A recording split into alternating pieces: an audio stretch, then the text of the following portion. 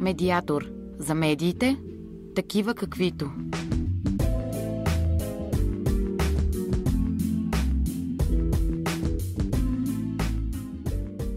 Слушайте предаването Медиатор на Асоциацията на европейските журналисти в България. Излъчваме онлайн по блок радио Землянка. Аз съм Илия Вълков. Андреас Парухов е тон режисьор на предаването. Днес сме поканили двама гости от факултета по журналистика, преподаватели, доцент Вяра Ангелова и доктор Жана Попова.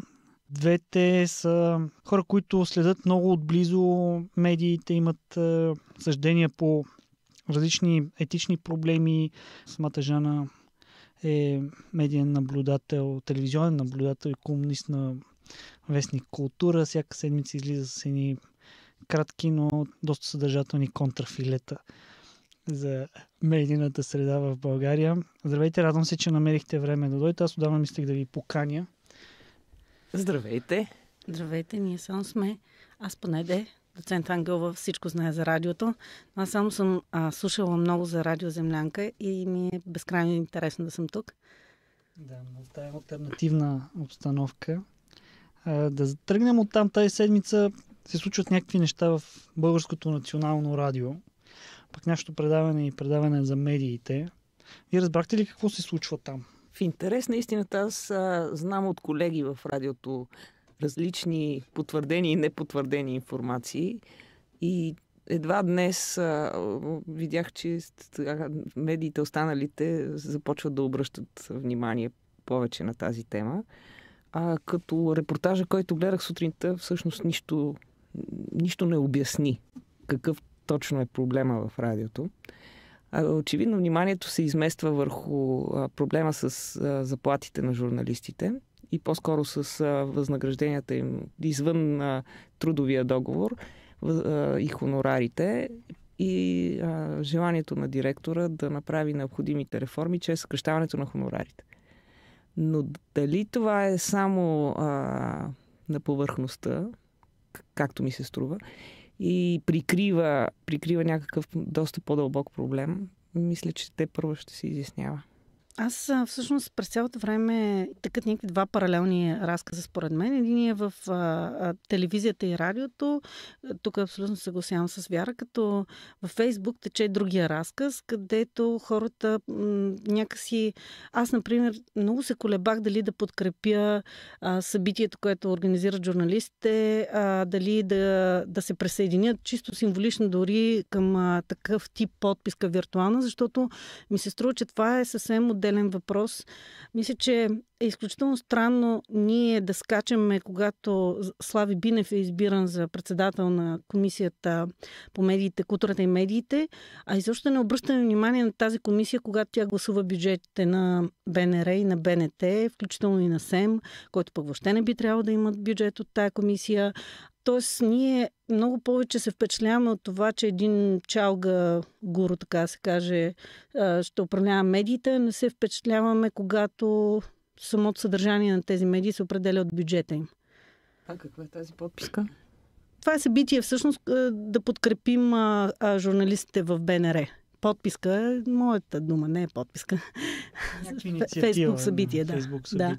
Да. Добре, това не е ли една част наистина от проблема на това, че не се обръща внимание в съдържанието на самия проблема, просто около скандалното се върви, около това, което е по-шумно и привлича повече внимание? Аз си мисля, че като цяло държавата в лицето и на парламента, и на Съвета за електронни медии, и Министерството на финансите, защото цялото ограничаване на ресурсите е с постановление на Министерския съвет. Това да не бива да го забравяме. Но така или иначе всички тия институции са в дълг на обществените медии. Тук не става въпрос само за радиото, но и за телевизията. Дълбокото ми убеждение, и не само мое, и на структурите в Европейския съюз, и на EBU, разбира се, е, че обществените медии трябва да бъдат пазени, трябва да бъдат развивани и трябва да бъдат подкрепяни. За съжаление, през последните 25 години ние успяхме да убедиме и гражданите, че това са скучни медии, че те са едва ли не излишни, че те ядат от нашите данъци, че са само една синекура, че там журналистите нищо не правят, ако го правят зле. Ето вижте, пишните, хубави частни медии, колко по-добре могат да се справят с задачата. И си мисля, че това е погрешен път.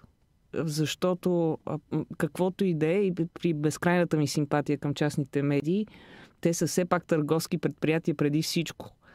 Докато обществените медии имат допълнителна стойност, така да кажем ДДС, някакво виртуално, културно ДДС. И тая допълнителна стойност е през отговорността им към културата и към обществото въобще. Напълно съм съгласен, но все пак за времето, през което става въпрос за 25 години, все пак двете медии останаха и доста консервативни. Вярно е, това консервативно поведение запазва стандарти и създава стандарти, но все пак не успяха, примерно, и Националното радио, и телевизията през годините някакси не успяха много да променят съдържанието си, начина си на... Има много примери, в които говори за източване на бюджета, за нерационално изразходване, за наистина роднински назначения вътре, което по някакъв начин изкриви доста представата за тези. Съгласна съм и не само това. Ако направим такъв един бърз преглед на тия 25 години, ще видим, че половината период тези две медии бяха подложени на много сериозен политически натиск, освен икономически. Икономическият натиск следваше пряко политическите власти, така че нормално е, когато потискаш толкова дълго време хората, те да се изкривят и да не могат да се развиват нормално. Да, всъщност, тук ситуацията е малко изкривена, но това все пак не трябва да ни успокоя, че не е само България, но не сме изключението. Не. Всъщност, не знам дали си спомняте какво се случи с гръцката телевизия. Съвсем скоро това не беше толкова отдавна. Да, гръцката държавна телевизия беше закрита. Така че, ако това е решението да закрием обществените медии, защото те някакси непрекъснато като ги смачкаш, то се стига до там. Може би е добре по-бързо да го направим това и да се разполага само с частни медии. Проблемът обаче е, че би трябвало обществото да се намесва и да регулира, колкото и тая дума да е странна, но да регулира, дори казвайки какво иска да гледа по тази телевизия. Въобще няма такива механизми. Дори самите БНР и БНТ непрекъснато да отварят за обратна връзка всичко. Такива механизми няма и е факт. Например, Милена Милутинова е един прекрасен пример за това колко бързо забравяме. Милена Милутинова и Юлиана Пръмова са хората, които бяха уволнени от БНТ заради новина свързана с насилие, заради отговорност, която те поемат. Юлиана Пръмова стана шеф на БНТ, Милена Милутинова стана народен представител. Тоест, ако това е критерия... Председател на комисията за медии. Точно така, председател на същата тази комисия, която определя бюджета. В момента е част от друга частна телевизия. Ако това е механизмът, който е абсолютно пазарния механизъм, това се търси, това лице, да речем, искаме да ни чете новините, то механизъм не можем да разчитаме въобще на него. БНР и БНТ всъщност не са същите играчи, както тук съм съгласна, както и частните медии. Те играят на съвсем друг принцип. Най-малкото заради рекламите. Те, например, имат публицистични предавания, имат изискване да имат публицистични предавания. Никоя друга телевизия няма такова задължение да има публицистични предавания. Но в същото време журналистите са и защитени някакси от закона за държавния служител, защото много често има едни прехвърляния. Един журналист заминава говорител в едно министерство, от министерството отива в държавното радио, от държавното радио отива в частната телевизия, после пак се връща в министерството. Само искам тук да не се съглася с тая формулировка, че това са държавни медии. Ако щете дори, ние като журналисти, според мен, сме длъжни да спазваме закона в тази държава. Закона за радиото и телевизията ги нарича обществени тези оператори. И те са обществени. И това ми е едната бележка. Защото това също е част от играта. Ние непрекъснато да повтаряме, че те са държавни, за да не им дадем шанса да станат обществени. Има хубавата поговорка, че казва и на един човек всеки ден, че е свиня и той ще започне да грухти накрая. Самореализиращото се пророчество е особено силно в такива ситуации. И затова ние, поне като хора, които се занимаваме с изследване на медиите, би трябвало да държиме линията на това, че те са обществени. И още нещо искам да подчертая, че тези обществени медии, освен журналистика, те са и културни институции. Особено силно това е за радиото, валидно, защото телевизията е сама по себе си тромава структура, с изискването да имаш много административен и технически персонал, докато радиото е по-мобилно в това отношение. Но радиото поддържа, и това не бива да се забравя, огромно количество музиканти, хорове, инструменти, театър, радиотеатъра, то е, да кажем, към програма Христо Ботев. Така или иначе, това са продукти, които са скъпи. И там също хората заслужават високи заплати. Съгласен съм, да. Така е. За парите съм съгласен. Според мен има и нещо друго и е добре да разграничаваме състоянието на медиите и състоянието на журналистиката. Защото всъщност големият проблем според мен е този, който и в момента с БНР виждаме, че когато има един проблем в гилдията липсва. Трябва 2 пъти да запалят автомобила на Генка Шикерова, за да излезе гилдията да протестира по някакъв начин, защото първия път не знаем дали не е нещо лично, така да се каже. С БНР ще бъде може би същото. Няма веднага да се сетим какво точно там се случва и какво искаме да защитим. Но си мисля и нещо друго, че всъщност от думите на Вяра се хващам, че телевизията също би трябвало да бъде институция или да бъде културен институт. Тя просто се отдръпна и каза, няма да снимаме театър, това е остаряло изкуство театрално, то е натоварено идеологически. Тя също имаше музика, която, дори ако щете Акага, са група, която беше формирана благодарение на БНТ на времето. Тоест тя се опитваше да играе такава роля, но урязването на бюджета е оправданието за това. Изведнъж тя отстъпва непрекъснато назад в някакви точно такива функции, дори ако щете просветителски за някакви хора. Необходими ли са някакви реформи за националното радио, пък и за телевизията? Сигурно са необходими. И това е естествено банално да кажем, че обществените медии навсякъде, не само в България, живеят в постоянно военно време. Тоест, те непрекъснато трябва да отговарят на променящата се ситуация. Какви? Като се започне от маниера на правене на радио, мисля, че звученето на националното ни радио все повече... Чудя се коя дума да употребя, но не е модерно вече. Айде така най-меко да се изразя. Другото, което ми прави силно впечатление, е, че се отказват от сложните радиоформи. Нещо, което го виждаме като характерно в частните радиостанции, но по призвание общественият оператор би трябвало да има капацитета да прави някакви по-сложни неща. Включително и разследвания, включително и фичъри, включително и филми, включително и документални някакви елементи. Да не забравяме, че Златния фонд продължава да бъде неизползвана до край мина златна. Да, това е нещо, към което, между другото, доколкото забелязвам, доста неправителствени организации се насочват, понеже има изключителен интерес към архива на, специално на БНТ говоря, тъй като той е все пак единствения архив, колкото и да е ощетяван през годините и унищожаван, който пази някакво минало, когато телевизия била една телевизия.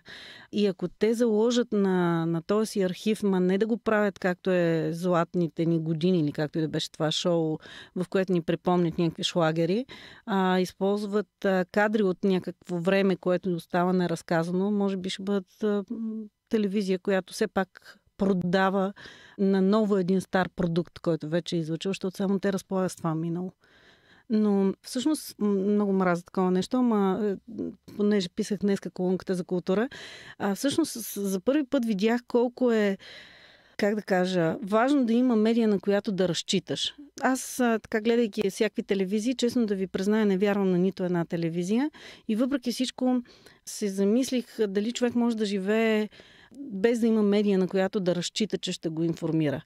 Преглеждайки новините на СКАТ, забелязах, че случилото се в Гърция с 4-годишната Ани отсъства изобщо от техните новини. Там такова събитие не се е случило. Има празник на зелениката, депутати техни на НФСБ празнуват рождени дни, някакви такива ведомствени новини, така да се каже. А едно събитие, което е българско, и това му е леко проблема, си мисля аз, изобщо отсъства в телевизия СКАТ. Представете си, че гледате само тази телевизия. Защото има район в България, в който тази телевизия е монополист, не защото тя иска да бъде, тя е и разпространител и това прави все пак приоритет на телевизия за част от зрителите.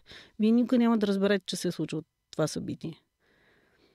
Така че обществена телевизия в този смисъл трябва да гарантира, че поне научаваме какво става в държавата ни. А и за хората, които се искат да се информират напълно, тя и не винаги е достатъчна. И преди 89-та са слушали нелегално радиостанции, нали, които са успявали да хванат по радията си. Все пак финансовия въпрос разбуни медийната среда около драмата с TV7 от миналата седмица. Там какво се случва? Изобщо пак тръгнаха дебата за финансирането на медиите, тръгна около някакви негативни нагласи за това как една пропагандна телевизия, една медийна бухалка е тръгнала, нали, да се сгромолясва заради финансовите си обвързаности. Отново имаше разделение в гилдията. Аз мои колеги във Фейсбук гледах и ние бяха солидарни с колегите в TV7, защото те самите не са виновни. Други пък така се хихикаха с голямо удоволствие за това, че тая медия ще бъде фалирана. Медия, която обслужваше едни определени икономически интереси 2013-2014 година, излъчи един евродепутат и така нататък. Аз не знам доколко мога да съм въобще полезна с икономическата страна на нещата, но ако допуснем, че е хубаво да се фалира тази телевизия, трябва да си помислим колко човека от журналистите, операторите и всички останали ще останат на трудовия пазар и това как ще се отрази на конкуренцията, защото според мен това не е маловажна тема. Това са хора, които до вчера са взимали високи заплати. В периода, в който ти каза, Илия, бяха най-силната телевизия, те бяха за завиждане. Завидни заплати. Това са хора, т.е. които няма да се прелеят в общественото радио, което днеска научихме, че взимат 600 лева репортерите. Нали? Очевидно е, че те са журналисти и свикнали на друг стандарт. Къде ще отидат тези журналисти? И това как ще се отрази на пазара на труда? Дали някой ще иска да ги вземе с тези им биографии? Също е проблем за мен. С това, че пише вътре, че са работили в TV7 в периода, когато това е било срамно от днешна гледна точка. Защото преди 2 години не беше срамно. Така е. Аз, как да ти кажа, не вярвам, че има чак такава честота на пазара и смятам, че в мига, в който някоя телевизия закъса за оператор, веднага ще го вземе и въобще няма да му гледа биографията. Не вярвам на някой да му се гледа биографията. За журналист, за водещ, за репортер, не съм сигурна. Че всичките тия звезди, които се отляха от... Ама това е първото. Първите хора, които напуснаха, всъщност това беше интересното как тези хора отидоха да работят в TV7, защото ако си спомните, Иван и Андрей отидоха с гръм и трясък, казаха BTV е гадна медия, махаме се от тук, нова телевизия гадна медия, потискат ни и така нататък и абсолютно тихомълком се върнаха в BTV. Това въобще не се спомена дори, че нямаше фиаското, с което те заминаха. Мартин Карбовски. То не бяха скандали, то не беше ще се съдят с медията, а с нова телевизия за права и така нататък. Те се съдят, да, но въпросът е, че... Факторът Кошуков. Точно така. Там е изключително пък, как да кажа, сложна цялата тая схема. Биш политик, пък става продуцент, пък е външен продуцент на тая фирма, пък тая фирма после тя взима права за част от предаването и въобще да всичко това. Обаче големия проблем е всъщност, че например, в момента останаха хора, които на времето работеха в БНТ. Тези хора бяха с много по-висок стандарт като заплащане от заплатите, които получаваха в БНТ, те предимно заради това заминаха за TV7. Ако тези хора решат да се върнат в БНТ, не съм сигурна, че няма да ги приемат в БНТ. Толкова по-зле за тази медийна хигиена, за която става дума. Обществената телевизия. И за обществената телевизия. Трудовоправните взаимоотношения, така наречените трудовоправни взаимоотношения, договорите на журналистите, които сключват с медията и изобщо възнаграждението, могат ли така да бъдат определени като едни от основните причини за състоянието на медийната среда, липсата на защита на журналистически труд, което довежда до серия от компромиси, които правят журналистите, за да запазят работата си, да могат да си плащат сметките? Аз си мисля, че това е основният проблем. Всъщност, никой от нас, ние си говорим за прозрачност на медиите, ама кой знае у нас колко взимаш ти като хонорар в това радио. Самия Бареков на времето, между другото, имаш един период, който непрекъснато обясняваш как иска да пита държавната телевизия, защото от своите данъци си плаща тази държавна телевизия да излъчва. И това беше време, в което в неговата телевизия не плащаха осигуровки върху цялата заплата и това беше обществена тайна, така да се каже. Така че тук е въпросът, защото ти трябва да плащаш данъци и да питаш. Може да питаш и без да плащаш данъци, но това е друга тема. Проблемът е, че самите журналисти какво декларират? Аз, например, се чудя дали някой от тези журналисти има кредит в КТБ. Това би било нещо доста различно като позиция на същия този журналист, защото той вече е задължен към тази банка. Той няма в друга банка, а точно в тази банка има кредит. Знам такъв случай, сега няма как да го докажа, но на журналист, който беше написал един прекрасен текст за това как се формира лихвения процент по ипотечните кредити, само след една седмица този журналист получи покана от банката да му намалят на него лично кредита. Това е много преди да се появи КТБ. Той вече не е журналист, както ти каза, държавен служител стана. Така че това не е нова схема, си мисля. Всъщност лошото е, че ние не знаем какво става на пазара на труда на журналистиката. Всичко са догадки. Абсолютно. И тогава за каква журналистика говорим, когато много от големите медии не осигуряват работещите си журналисти на пълния размер възнаграждение, т.е. продължават да дават пари под масата и в същото време се правят смели такива някакви действия по разследването на корупционни изделки. Това ми се струва лицемерно, честно казвам.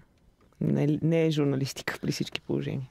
Не можеш да защитиш правата на един трудещ се, както да речем са трудещите в Варна, в хотела, който се срути, защото там става дума точно за трудово право, за неуредени трудови отношения. Не можеш да виждаш този проблем, когато самия себе си ти не си защитил правата си. Как може да бъде променено това нещо? Как го виждате? Министерство на труда да влезе в редакциите с проверки, там трудова инспекция или пък журналистическата общност да бъде по-единна и да може да изисква някакви... Би трябвало пазара на труда да го регулира и изведнъж, когато журналисти в една медия, като TV7, получават много високо заплащане, другите журналисти веднага да могат да поставят собствените условия. Аз всъщност много съмнявам, че са толкова много журналистите в България, които поставят условия. То се почва, това е бруто, това е нето. Нали, винаги така накрая малко ставаш прецакан, ако трябва да бъдем честни, защото има начин как да се направи. Но всъщност, когато тази медия се появи, заплатите бяха високи, вдигнаха ли се заплатите в другите медии?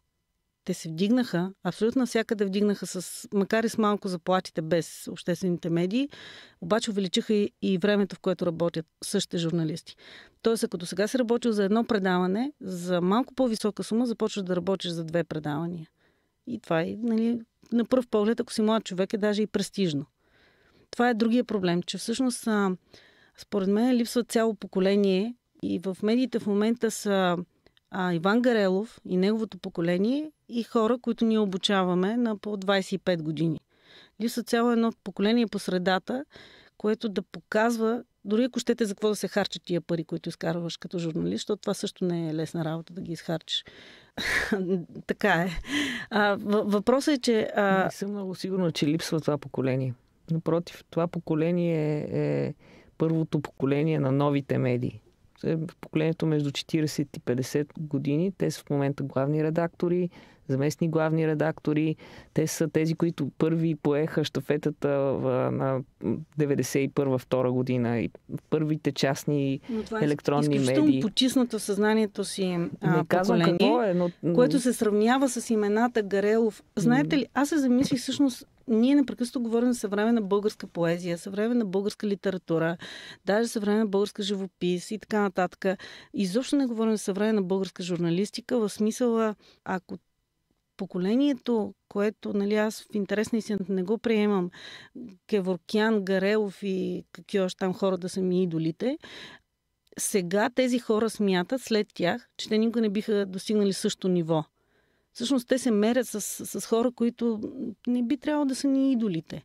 Въобще не става дума да се мерим с други телевизии, въобще не става дума да гледаме някъде навън какво се случва. Ние си седим тук в някакво си наше криво огледало. На пазара на труда стоят всяка година минимум по 60 души журналистика завършващи. Добре, че от време на време ги късаме, нали, за да забавяме малко процеса. Шегувам се, разбира се, те много добре се справят, но има страшно голямо предлагане на този пазар и много малко търсене. Така няма как да се регулира един пазар. Медиите продължават ли да влизат в употреба на нечии тесни интереси?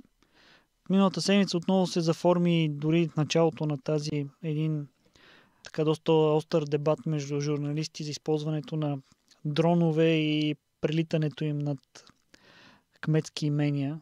Със сигурност се използват за тесни интереси и сега, понеже те попиташ в каква посока кой ги използва и аз няма как да ти отговоря. Затова ще ти кажа, че дори да не ги използват пряко, те се държат, медиите се държат така, сякаш искат някой да им обърне внимание да бъдат използвани. И това е същественият проблем. Аудиторията вече започва да се отнася с съмнение. Дали това е разследване или е обслужване на нечии интереси, защото прекалено много станаха доказателствата и свидетелствата през последните години, че медиите действително се използват за поръчки. Мокри и сухи и всякакви други. Летящи. Mm-hmm. Да. Не, според мен е големия проблем, че това е много скъпо като техника и няма смисъл да се товарят бюджетите толкова много по-добре да ги дадат на журналисти, отколкото да използват дронове. Ама техен си проблема. Нали, явно се фука с някаква техника, защото гледам, че по един и същ начин се снима имота на пазарджишкия кмет и концерта, колко е аудиторията, така да се каже, публиката, която чака за концерта на Слави Трифонов. Мисля си, че абсолютно винаги всъщност журналистите ще бъдат използвани за поръчки и това дори, нали, понякога става, колкото и да се съпротивляваш, става срещу теб. Понеже пък си мислиш, че си открил нещо, мислиш си, че това е само твое като разработка.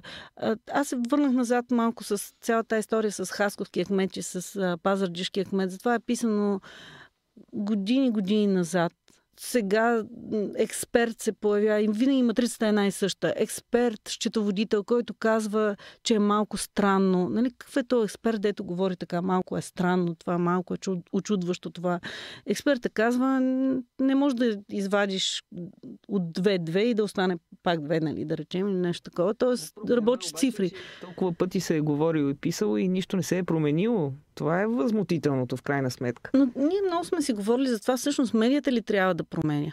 Защото ако сега идеята е, че BTV разкрива, да речем, или една частна медия разкрива, че има някакви далавери, защото само това разкрива, че нещо става, че нещо се случва. Какво точно? Даже няма нужда остане да си доработваме от тук нататък. Кой от тук нататък трябва да се заеме с това като разследване? Веднага се казва да се самосезира прокуратурата. Тая прокуратура, ако се самосезираше от всичко, само Цацаров щяхме да гледаме, както и го и гледаме и слушаме, между другото. От друга страна, кой от тук нататък прави нещо? За какво ми е на мене това знание? Аз през цялото време питам, за какво ми е да знам кой е собственика на TV7, като се оказа, че нищо не мога да направя? За какво ми е да знам откъде са парите на кмета? Какво още има една болница, която нашумява в същото време с ужасен скандал и нечовешка история? Да знам, че тя е свързана с пазарджишкия кмет. някакси медията ме остава в състоянието, в което всеки ден все повече и повече трупам знание колко нещастен човек съм и как няма да се оправи всичко това. И няма времето, защото трябва да си прати дроновете да летят, няма времето да направи това, което следва от това разследване, да стигне до институцията, която видимо е позволила някакви хора да се строят кейове, други хора да се строят парници за 1000 левове и така нататък. Това ми е на мен проблема с телевизиите. А има ли разследваща журналистика изобщо? Това понятие... Всяка журналистика трябва да е разследваща, само да кажа. Какво означава разследваща журналистика? Ами аз не знам. Знам, че съществува като понятие. Знам, че и навсякъде се говори за разследваща журналистика, но всъщност това е големия проблем, че в мига, в който зададеш на двама души въпроса, не на един, то вече става разследваща журналистика едва ли не, защото пък всички други репортажи са такива, че само ни съобщават какво е казал един човек за картофите си или какво е казал вътрешния му министър и така нататък. И оттам всичко останало, което ти направиш малко по-голямото усилие да отидеш до Пазарджик и да видиш, че и там живеят хора, вече почва да става разследваща журналистика. А би трябвало всеки репортаж да бъде разследване. Мисля, че много обичат, особено телевизиите напоследък взеха голяма преднина. Много обичат да се самоназовават като разследващи журналисти и факта, че ги дават по телевизорите, им дава и самочувствието да се преживяват като такива. Но за жалост мисля, че имаме добри разследващи журналисти. Дори ако щете и в политическата сфера. Защото разследването в политиката е по-особен за нея. То не е като икономическото да кажеш с провокативна интонация. Аз нищо не казвам, но вие разбирате какво имам предвид. Тук нещата не стоят добре. Никой не иска да бръкне там. Предпочитат да отидат дори на бойното поле в Украйна, отколкото да си сложат главата в торбата.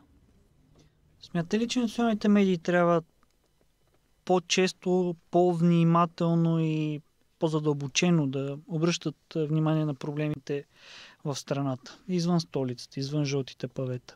Понеже мен лично ми прави впечатление, че за голямо съжаление чуваме за това, което се случва извън София, само около сега дроновете, последните 2-3 седмици, но обикновено, когато се случи нещо, някакво ужасяващо битово престъпление. А какво се случва в България извън София? Има ли живот извън София въобще? Има. Акушерката е от Самоков. И това, че тя е в София. Да, но тя идва в София, ама това е сюжет. Семейството, което е в Гърция и ние научаваме от гръцките медии, че детето е убито от баща му, това пак е такъв сюжет. Това са хора, които са емигрирали от България, от едно малко село, защото нямат работа. Във всички тези сюжети стои един огромен проблем. Той не е само български, имам предвид на почти всички постсоциалистически държави. Полша, например, един такъв пример на безработица, на бедност в цели региони се изнасят дори от държавата. И всичко това стои в този сюжет. Ние нямаме, поне аз не знам да има някакво последователно разследване, дори ако щете, свързано с това как се живее в един град като Дряново. Точно това, в тази посока беше и моята теза, че какво се случва извън София. За съжаление там се случва обедняване, оскотяване, защото когато си беден ти не просто няма какво да ядеш, ти нямаш ресурси да използваш благата на културния живот или да произвеждаш такъв. И оскотяваш в буквалния смисъл на думата и произвеждаш криминални сюжети. И после се сърдим защо обръщаме внимание на тези райони само при криминални сюжети. Тук не виждам вината да е изцяло или само в медиите. В интерес на истината. По-дълбок е проблема, да. Аз не съм видяла предаване, в което на мен ми се разказва как живее акушерка в Самоков с каква заплата. Някой знае ли каква заплата получава там?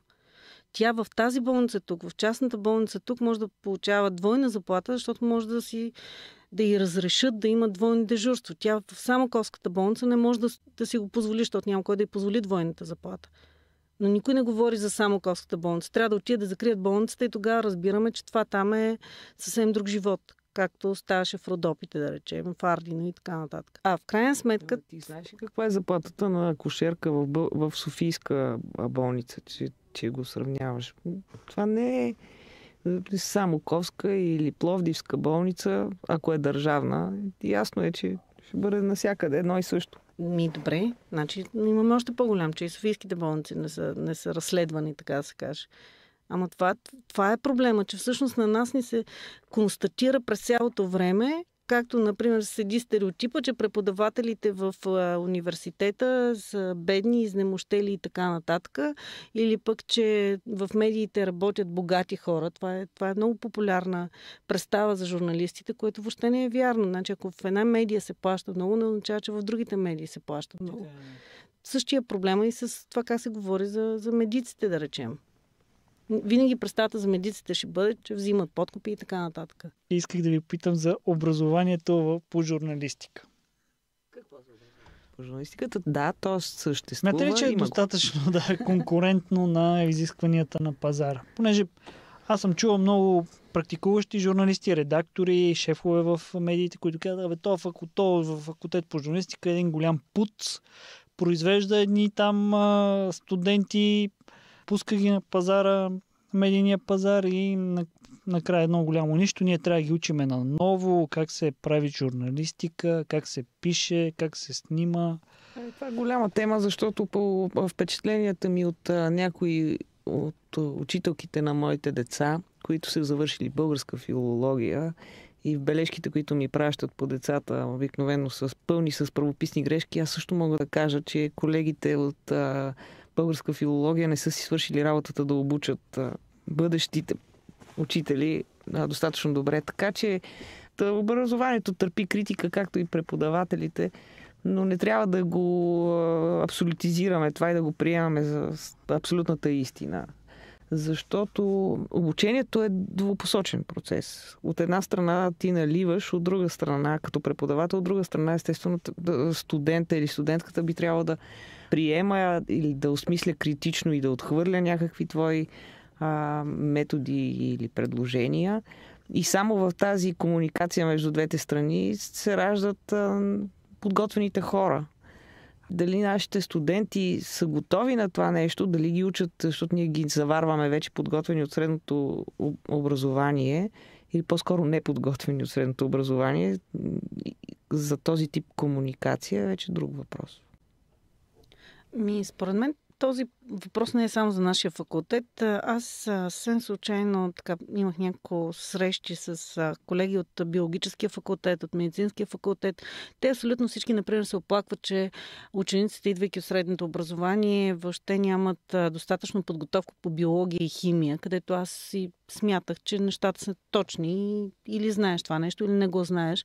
Защото винаги съм си мислила, че е проблем на нашия факултет, това, че няма никаква връзка с средното образование, ако се замислим, дори по кандидат студентския ни изпит. Обаче си мисля друго нещо. Много дълго време разсъждах върху цялото това говорене, как бизнеса да каже какви кадри иска да се подготвят, бизнеса да каже от какво има нужда. Всъщност в България, да говорим за бизнес, е толкова ефимерно нещо, че на мен понякога даже ми става смешно, защото това означава да питаме 5 шефа на банки. Това е единственият бизнес, който някак се задържа последните години, банковия бизнес. Абсолютно всичко друго е от днес до утре. И това вече го изживяхме. Нали? Технически университет беше такъв университет, например. Изведнъж цели специалности бяха закривани, понеже няма нужда от такива специалисти. Те отидоха да учат в Германия. Сега пък има зверско търсене за точно такъв тип специалисти. Тоест, ако ние всеки път се лашкаме от това какво има нужда и какво няма, утре може и без лекари да оставим. Не можем да оставим изцяло бизнеса да каже, така да се каже, от какви кадри и каква подготовка трябва да имат тия кадри. И другия голям проблем, то е свързан с това, което казва Вяра, е, че всъщност по-скоро я няма идеята за академична общност.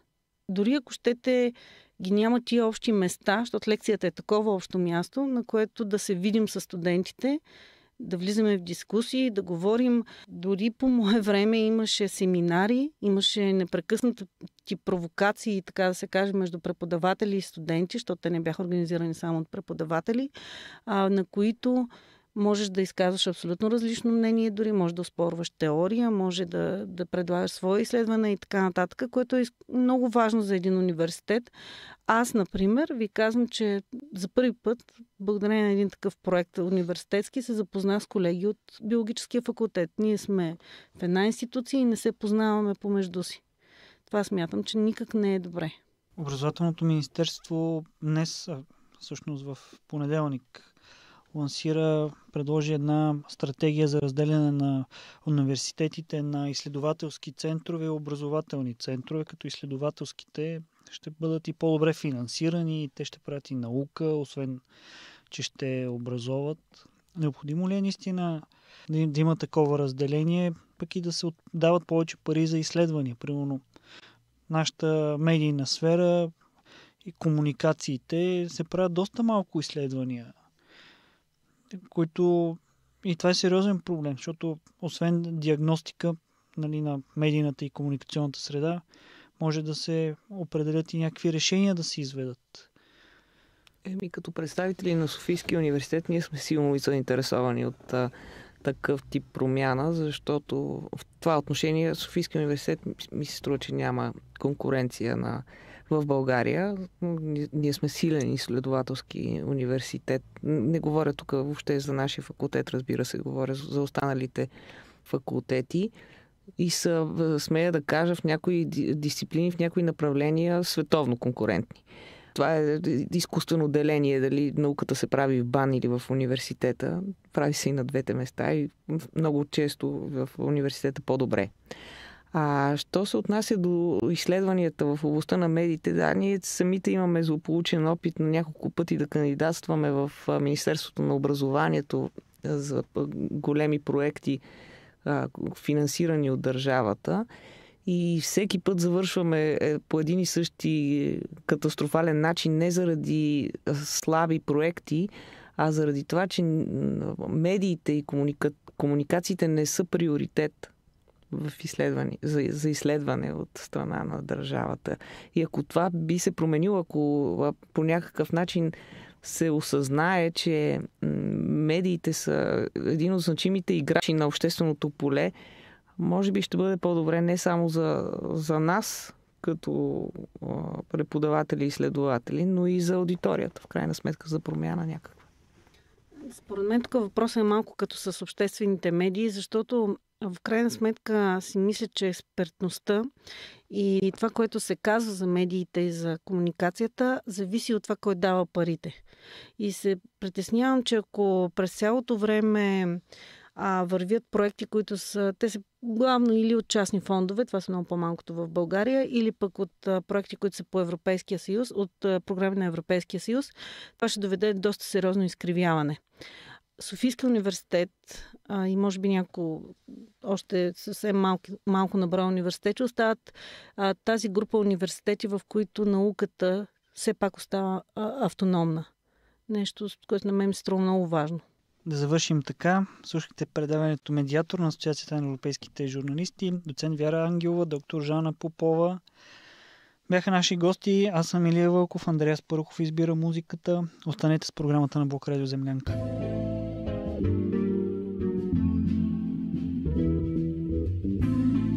Медиатор. За медиите, такива каквито.